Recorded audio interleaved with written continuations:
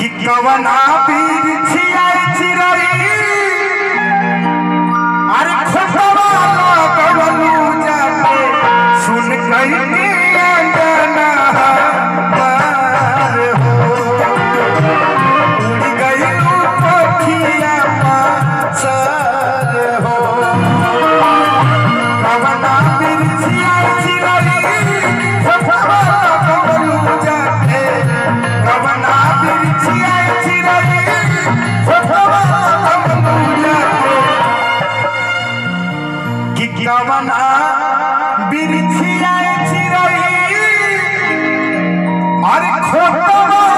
लगवलू जाके सुन कई के अंगना पार हो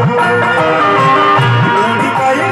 पखिया पासर हो। और सलेंदर द्विवेदी भैया दुनिया से जाने वाले जाने चले जाते हैं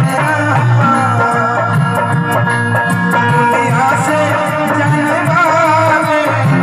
जाने चले जाते हैं सुन कई के अंगना उड़ गई पखिया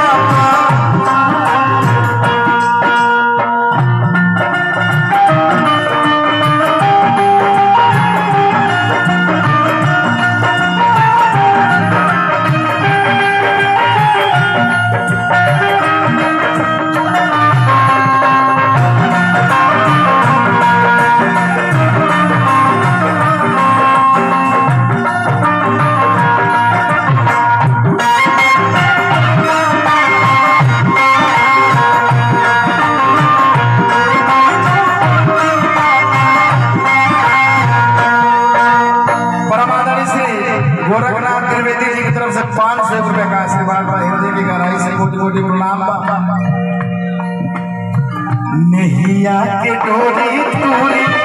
चढ़ गइलू चुपे चोरी कवना नगरिया कवना गाँव हो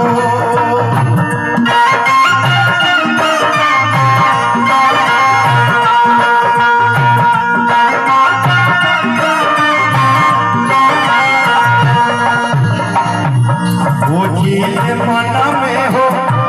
मन में अरे बन में हो भाई भाई अपनाया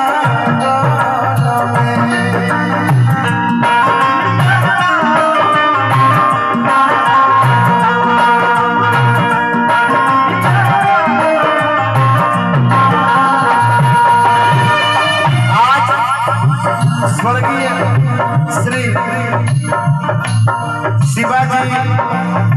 द्विवेदी बाबूजी के स्मृति में हमने उपस्थित बानी जा उनके श्रद्धांजलि में परिवार की तरफ से ये गीत के लाइन बा। नैया के डोरी टूरी चली गई चुपे चोरी कवना नगरिया